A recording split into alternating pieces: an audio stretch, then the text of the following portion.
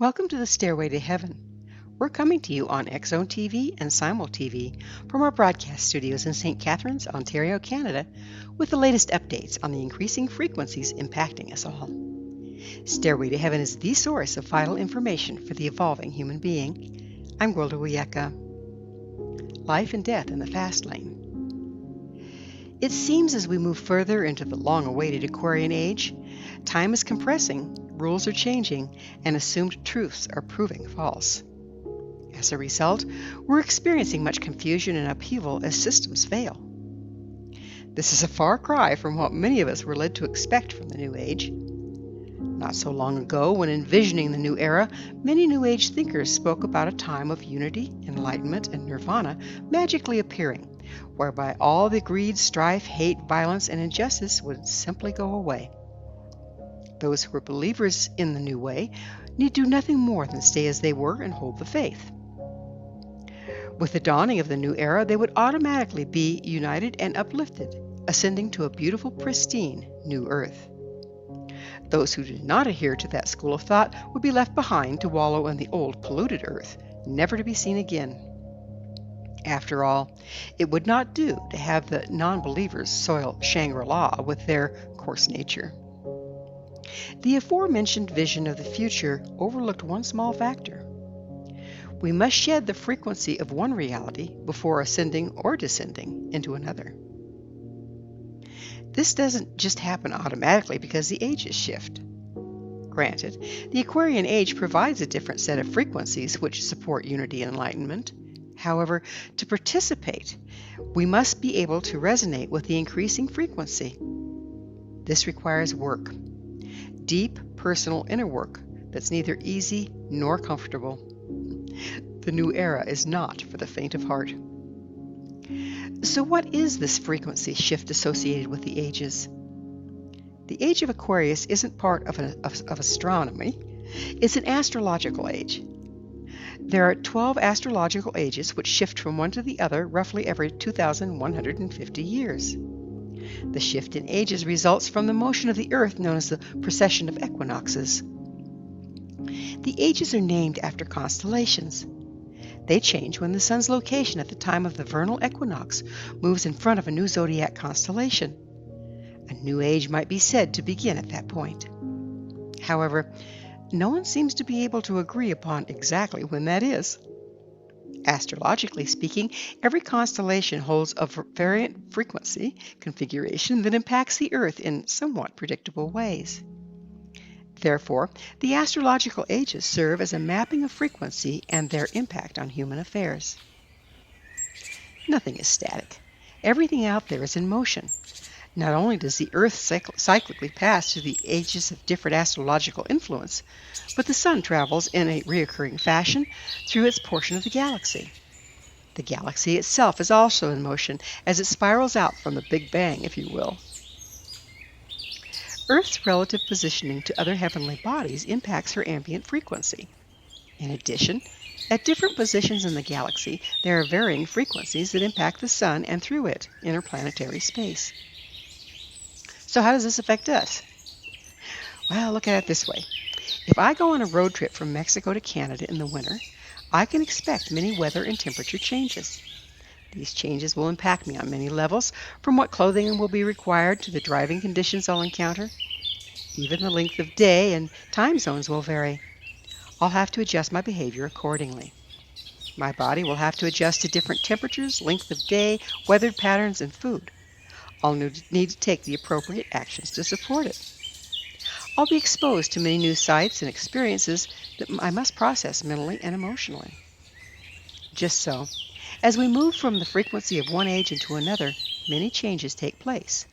We need to make various adjustments to be healthy, present, and participate in the new environment. According to Russian scientist Dr. Dmitriev, the Sun is currently moving into a portion of the galaxy where it encounters an area of higher frequency. The increase in charge is causing an excitation of the plasma on the leading edge of the Sun's heliosphere, instigating more plasma to form, and resulting in more luminosity, aka higher frequency. The The energy is also flowing into the Sun through its electromagnetic field, causing it to emit increased frequency along its equatorial plane and saturating interplanetary space. Solar emissions travel much more quickly, charging up the energy or frequency of the planets as their electromagnetic fields interact with that of the Sun. This increased frequency not only radiates to the Earth's surface from the Sun, but is fed to the core of the Earth through the electromagnetic field as the Sun's field interfaces with that of the Earth. Subsequently, the elevated frequency emanates from the Earth's core to its surface. The Sun radiates the increased frequency to the surface of the Earth's core radiates the same upward to her surface. We're stuck in the middle, being bombarded with the elevated frequency from the heavens and from the Earth. Sorry, those tinfoil hats won't protect anyone from this. Reality, like all other things, expresses according to frequency. Due to genetic factors, sustained damage, and personal lifestyle, everyone's frequency is slightly different. Ergo, we all experience a slightly different reality. Conspiracy theorists experience a world of conspiracy. Flat earthers will experience a flat earth, and so on. The reality we perceive depends upon our personal frequency, not the totality of frequency present. The more variant one's frequency is from the ambient frequency, the less accurate their reality and more difficult to maintain. The degree of divergence also dictates how fully we can participate in the common denominator reality. The greater the discrepancy between our personal frequency and that currently on the planet, the more friction we will experience on all levels: physical, emotional, mental, and spiritual. Friction wears things out. When our frequency and therefore our reality is extremely divergent from the one present on the planet, we're limited in our ability to perceive or participate in the common denominator reality. As an analogy, let's consider the Earth's ambient frequency, the keyboard on a piano, and personal frequency, a musical score to be played on that keyboard. As long as our score stays between the highest note and the lowest note on the keyboard, it can be played in its entirety. To the degree our musical score falls below the lowest or above the highest note, the ability to play our score in this reality is diminished. At the same time, we can only perceive the notes in our personal score. The rest of reality is invisible to us.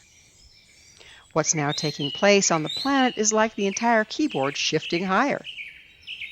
Regardless of where we were on the continuum, if we don't tune up to match the change, we'll eventually drop off the low end and be unable to participate fully, if at all. Well, that's life in the fast lane. Now let's discuss death in the fast lane. The friction caused by the growing discrepancy between our personal frequency and the ambient one will put increasing stress on all of our systems until we can no longer maintain physical life, much less emotional, mental, or spiritual health. Physical, emotional, mental, and spiritual health is related to our position within the ambient frequency bandwidth. When we fall behind the rise in frequency on the planet, it becomes increasingly difficult to function, much less thrive. The increasing stress from the frequency discrepancy puts much pressure on our physical body, compromising our physical health. Mentally, our perceptions of reality becomes less and less accurate until we're delusional. Our emotions destabilize with our deteriorating health and mental capacity until we become paranoid and volatile. All of this compromises our spiritual energetic level or personal frequency, causing it to drop further. When we fall too far below the ambient frequency bandwidth, we cannot maintain physical life. Falling off the keyboard altogether results in death. But the problems don't stop there. When our bodies die, in order for our consciousness to cross over to the spirit or energetic level, we must bring our personal frequency up to match that reality. This necessitates us climbing back up the frequency scale. The process of climbing back up the frequency scale requires us to address compromises on all four levels: physical, emotional, mental, and spiritual. If our frequency is dropped to the point we've deceased, the physical becomes a non-issue.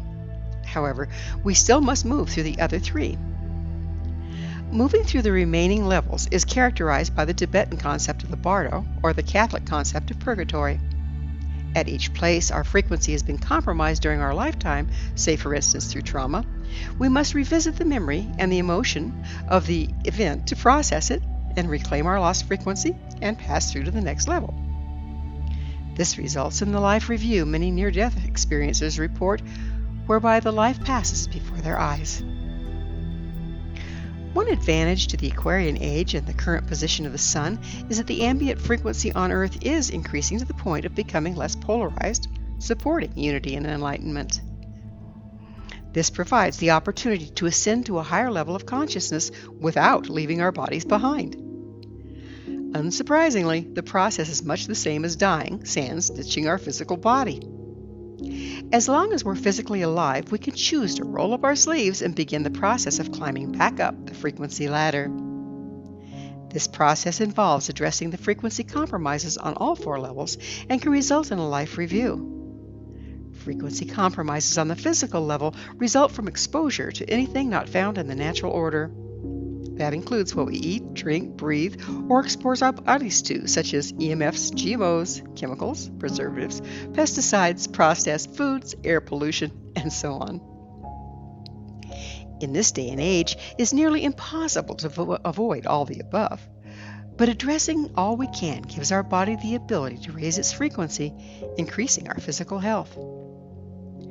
There's more about supporting our physical evolution in Stairway to Heaven Vignette number 7, Sugar in the Gas Tank. Lockdown judgments and thought forms compromise our mental flexibility and therefore our frequency. They keep our reality fixed and unable to accommodate the higher truths and concepts made available by the increased frequency.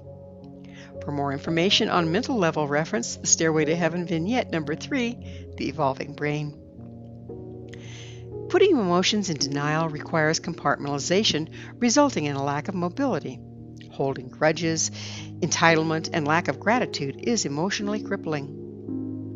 Unprocessed trauma freezes us in the past and prevents evolving with the times.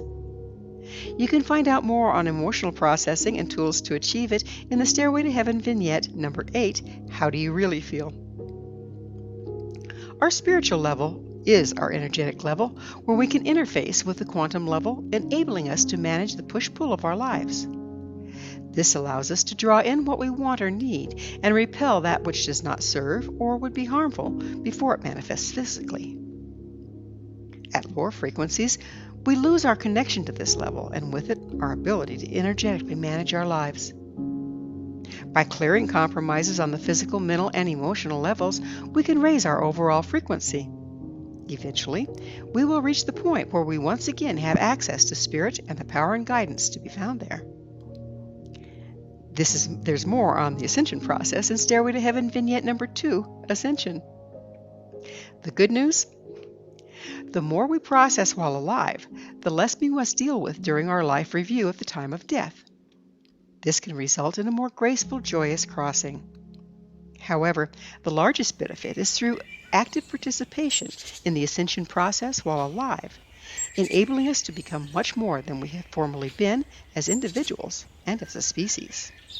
After all, a master did promise, "Truly, truly, I say unto you, whoever believes in me will also do the works that I do, and greater works than these will he do." Thank you for joining me, Gwilda Wiyaka, on the Stairway to Heaven, where we provide updates on the energetic currents facilitating our evolution into conscious, powerful co-creators. As I'm sure you've noticed, not only do the Stairway to Heaven episodes stand alone, but they weave together to form a map to evolution and personal empowerment as we enter the new era. To revisit this or any of our past episodes with our compliments, visit our archives at www.stairwaytoheavenmedia.com. If you'd like to find out more about me, my school, and the evolutionary tools we offer, visit www.findyourpathhome.com. Until next time, may you be blessed on your sacred path to wholeness. We are here. The time is now.